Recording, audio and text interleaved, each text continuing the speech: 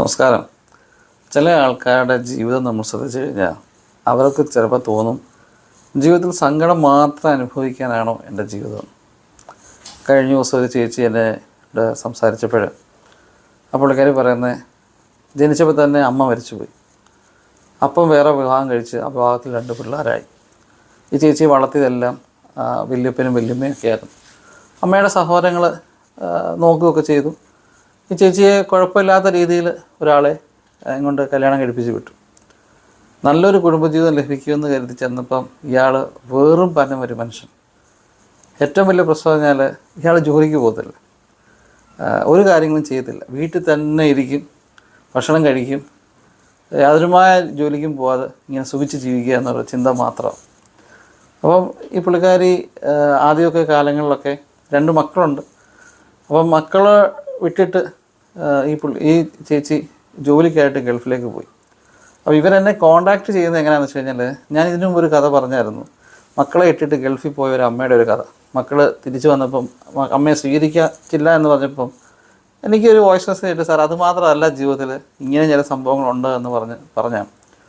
അപ്പോൾ ഇവർ ഗൾഫിൽ പോയി ഒരുപാട് നാൾ പല വീടുകളിലും ജോലിക്ക് നിന്ന് സമ്പാദിച്ച് ഈ മക്കളെ പഠിപ്പിക്കുകയൊക്കെ ചെയ്തു. പക്ഷെ എന്നാലും മക്കൾ നാട്ടിൽ അപ്പം കൂടെ ഉള്ളത് കാരണം അപ്പം പറയുന്നതാണ് വേദവാക്യം. മക്കൾക്ക് ആ അമ്മയോട് വലിയ താല്പര്യമൊന്നും ഇല്ലായിരുന്നു. അങ്ങനെ ഗൾഫിൽ നിന്ന് ഇതിൻ്റെ ഇടയ്ക്ക് ഇവർക്ക് കാലിനൊരു അസ്വസ്ഥത വന്ന് നടക്കാനുള്ള ബുദ്ധിമുട്ടായി. ജോലി കണ്ടിന്യൂ ചെയ്യാൻ വയ്യാതെ ഇവർ നാട്ടിലേക്ക് തിരിച്ചു വന്നു. പക്ഷേ കാലക്രമേണ മക്കൾക്ക് കാര്യങ്ങളൊക്കെ പിടികിട്ടി. അപ്പൻ ഇങ്ങനെ ചുമ്മാ ഇരിക്കുന്നതാണ് പ്രശ്നം. അമ്മയാണ് ഇതുവരെയായിട്ടും അവരെ സപ്പോർട്ട് ചെയ്ത്. മൂത്ത മകളെ കല്യാണം കഴിപ്പിച്ച് വിട്ടു. ഇളയൊരു മകൻ പഠിക്കുന്നു, അവൻ്റെ പഠിത്തം പൂർത്തീകരിച്ചിട്ടില്ല. എന്നാൽ 1 രൂപയ്ക്ക് പോലും ഈ ഭർത്താവിനെ കൊണ്ട് ഒരു സഹായമില്ല. ആ സ്ത്രീ എന്നോട് പറയുന്നത് പറഞ്ഞാൽ, ജീവിതത്തിൽ എപ്പോഴും സങ്കടം മാത്രമാണ് എനിക്ക് വിധിച്ചിരിക്കുന്നത്. കാരണം ഇപ്പോൾ കാല് നനക്കാൻ വയ്യ, എന്നും കുത്തുവാക്കാണ് ഈ മനുഷ്യനിൽ നിന്ന്. കാരണം ഇയാൾ പറയുന്നത് പോയി എന്തെങ്കിലും അധ്വാനിക്കുക, ഇപ്പം പൈസ വേണം, ചികിത്സിക്കാനുള്ള പൈസ വേണം, അതിന് പോലുള്ള പൈസ ഇയാൾ ഉണ്ടാക്കത്തില്ല. ഒരു വാർക്കപ്പണിക്കോ അല്ലെങ്കിൽ ഒരു മേക്കാട് പണിക്കോ അല്ലെങ്കിൽ ഒരു ഹെൽപ്പറായിട്ടോ പോലും ഈ മനുഷ്യൻ പോകത്തില്ല. മേലല്ലെങ്കിൽ ഇയാൾ പണിയെടുക്കത്തില്ല എന്നാണ് എന്നോട് പറഞ്ഞത്. അപ്പം ഇയാൾ ഒരു വീട്ടിൽ അവർക്ക് വയ്യാതിരിക്കുമ്പം എന്തെങ്കിലും രീതിയിലൊരു വരുമാനം വേണ്ടേ. എന്നോട് പറഞ്ഞു, ഈ കാല് വയ്യാണ്ട് ഞാൻ കുറച്ച് നാളൊക്കെ ജോലിക്ക് പോയി, എന്നിട്ട് എനിക്ക് ഒട്ടും വയ്യാതായപ്പോൾ ഇവൻ ടോട്ടലി വീട്ടിലിരിപ്പാണ്, യാതൊരുമായ സാമ്പത്തികതയില്ല, കഞ്ഞിവെള്ളം പോലും ഈ മനുഷ്യ എടുത്ത് കൊടുക്കത്തില്ല എന്ന് പറഞ്ഞു. ഇവർക്ക് ഭക്ഷണം ഉണ്ടാക്കണമെങ്കിൽ ഈ കാല് വയ്യാതെ ഈ സ്ത്രീ പോയി ഭക്ഷണം ഉണ്ടാക്കണം. മകൾ കല്യാണം കഴിച്ച് പോയി, മകൾ പ്രഗ്നൻ്റായി വീട്ടിൽ വന്ന് നിൽക്കുന്നു. വീട്ടിലെന്നും വഴക്കായത് കാരണം മകൾ അവസാനം അങ്ങ് പോയി. അപ്പോൾ എന്നോട് പറഞ്ഞു, ഒരു ഗുണം എന്താ വെച്ച് കഴിഞ്ഞാൽ, വന്ന് കയറിയ മരുമകൻ അല്പസ്വല്പമൊക്കെ നല്ല മനുഷ്യത്വമുള്ള പയ്യനായത് കാരണം അവൻ ഇടയ്ക്കൊക്കെ ഭക്ഷണത്തിനുള്ള സാധനമൊക്കെ മേടിച്ചു കൊണ്ടുവരികയും അതുകൊണ്ടാണ് ഞങ്ങൾ ജീവിച്ചു പോകുന്നതെന്ന് പറഞ്ഞു. അപ്പോൾ ഇപ്പം മകൻ വളർന്നു വരുന്നുണ്ട്. മകൻ അപ്പനോട് ദേഷ്യപ്പെടുന്നുണ്ട്. കാരണം നിങ്ങൾക്ക് ജോലിക്ക് പോയി കൂടായോ, അമ്മ ഇനി ഈ വയ്യാത്ത അമ്മ ജോലിക്ക് പോകണമെന്നൊക്കെ മകൻ ചോദിക്കും എന്ന് പറഞ്ഞു. ഇപ്പോൾ മക്കൾക്ക് പിടികിട്ടി, അമ്മ അധ്വാനിച്ചായിരുന്നു, കഷ്ടപ്പെട്ടായിരുന്നു, അവരെ വളർത്താൻ വേണ്ടിയാണ് അമ്മ കഷ്ടപ്പെട്ടതെന്നൊക്കെ. ആദ്യം ഒരു സമയത്ത് അമ്മയോട് ഭയങ്കര എതിർപ്പായിരുന്നു എന്ന് പറഞ്ഞാലും ഇപ്പം മക്കൾക്ക് കാര്യങ്ങളൊക്കെ പിടികിട്ടിയതിനോട് പറഞ്ഞു.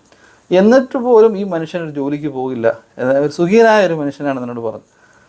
ശരിക്കും പറഞ്ഞാൽ ഞാൻ അവരോട് പറഞ്ഞു, അപ്പോൾ അവരുടെ ഒരു പ്രതീക്ഷ വെച്ചാൽ ഇനി മകൻ അവനൊരു ജോലി കിട്ടിയിട്ട് വേണം അവരുടെ പ്രാരാബ്ധങ്ങളൊക്കെ നേരെയാകാൻ എന്നുള്ള ഒരു പ്രതീക്ഷയിലാണ് അവർ നിൽക്കുന്നത്. അവർ പറഞ്ഞ ഒരു സെൻറ്റൻസ് പറഞ്ഞാൽ, സാറേ ഇത്രയും ഞാൻ അധ്വാനിച്ചെങ്കിലും എനിക്ക് വേണ്ടി ഞാൻ ഒന്നും കരുതിയിട്ടില്ല. ഞാൻ പറഞ്ഞു, എനിക്ക് തോന്നുന്നു ഞാൻ എൻ്റെ പല വീഡിയോയിലും പറഞ്ഞിട്ടുള്ള റിപ്പീറ്റഡായിട്ട് പറഞ്ഞിട്ടുള്ള ഒരേ ഒരു കാര്യം തന്നെയാണ്, നമ്മൾ ഈ അധ്വാനിക്കുന്നു, ചെറുതോ വലുതോ ആയ പൈസ എന്ന് പറഞ്ഞാലും ഒരു ചെറിയൊരു പെർസെൻറ്റേജ് നമുക്ക് വേണ്ടിയിട്ട് കരുതി വെക്കണം. കാരണം നാളെ നമുക്ക് എന്ത് സംഭവിക്കുമെന്ന് പറയാൻ പറ്റത്തില്ല. ഈ കൂടെയുള്ള ആൾക്കാരൊക്കെ എപ്പോഴും നമ്മൾ ഉണ്ടാകുമോ എന്ന് പറയാൻ പറ്റത്തില്ല. മാറിപ്പോയെന്ന് പറഞ്ഞാലും ഒരു ഇച്ചിരി മരുന്ന് മേടിക്കാനുള്ള കാശെങ്കിലും നമ്മൾ കരുതി വെക്കണം. അപ്പോൾ ആ സ്ത്രീയോട് പറഞ്ഞു, ഇതുപോലെ ആ ചേച്ചിയെ പോലെ തന്നെ ജോലി ചെയ്ത് കുടുംബം പുലർത്തുന്ന ഒരുപാട് ആളുകളുണ്ട്. അവരുടെ മുന്നിലെങ്കിലും പറയണം, അല്പം പണം നിങ്ങൾ സമ്പാദിക്കുന്നതിനകത്ത് സ്വന്തമായിട്ട് ഉപയോഗിക്കാനായിട്ട് കരുതി വെക്കണം. ഇല്ല എന്നുണ്ടെങ്കിൽ ഒരു സമയത്ത് ആരും നിങ്ങളെ തിരിഞ്ഞു നോക്കില്ല എന്നുള്ളൊരു കാര്യം.